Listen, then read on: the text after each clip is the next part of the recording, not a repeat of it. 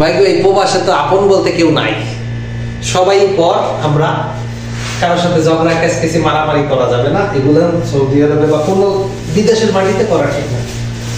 Cycling করে রাজধানীটা প্রচুর ডিউটির চাপ থাকার কারণে রান্না করার সময় হয় না, মানে ঘুমাবো না রান্না করবো, ডিউটি করা লাগে 14 ঘন্টা 15 ঘন্টা 16 ঘন্টা। তা আজকে ডিউটি একটু তাড়াতাড়ি শেষ হয়েছে, রাত 9টায় গেছি, সকাল 9:30টায় ডিউটি শেষ করছি, আধা ঘন্টা লাগছে ডিউটি শেষ করে বাসায় আসতে। তো এই পোশাক খুলতে পারি নাই, ডিউটির পোশাক না খুললেই আজকে তাড়াতাড়ি খালি চুলায় গরম পানি বসাইছে, বা বসাবো আটকাইছে কি চুলা, যদি চুলা না আটকাই তাহলে চুলা লাগে হবো আপনার 12টার পরে, 12টার পরে বেলে ঘুমাবো করে রাত 9টা আবার ডিউটি। এই জন্য আজকে আগে চুলা আটকাইছি, খালি পানি বসাইয়া।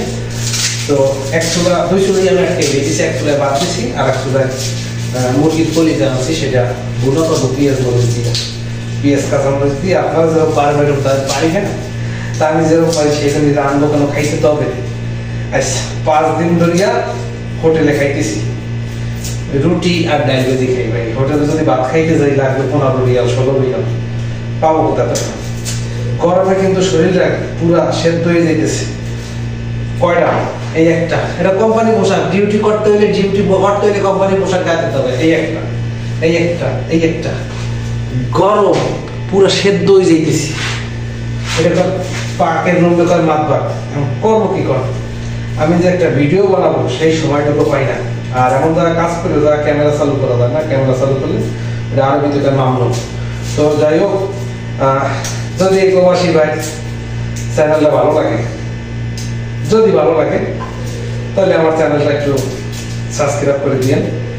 আর আপনাকেও দেওয়ার মতন কোনো কিছুই আমার নাই, না আমার এখনো দেওয়ার মতন অ্যাবিলিটি হয় নাই। তো আপনাদের কাছে আমি চাই একটু ভালোবাসা, আমি ভালোবাসাটুকু আপনাদের দিতে পারবো। তো দোয়া করবেন।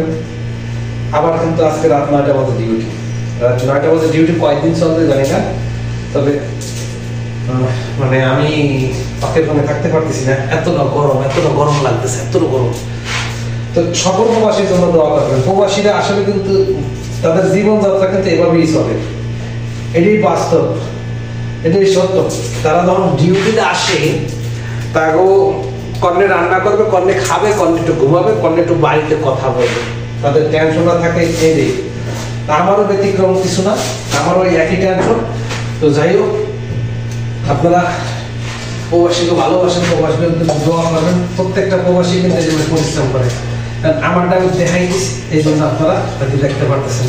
আপনার আত্মীয় স্বজন থাকলে দেখায় না, বা সে মনে করে আপনারা কষ্ট হবে না, এই জন্য। কিন্তু প্রত্যেকটা প্রবাসীর জীবনযাত্রা এই একই সিস্টেমে চলে। কেননা এই প্রবাসে বউ নাই, মা নাই, বাপ নাই, ছেলে নাই, মেয়ে নাই, যে তারা কেউ রান্না করিয়ে খাওয়াবে বা রান্না করে দেবে।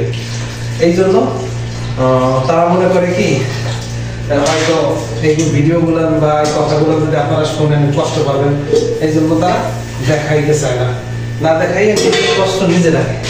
এই যে ঘাম, বিশ্বাস করেন ভাই, শরীরে সেদ্ধ হয়ে যাইতে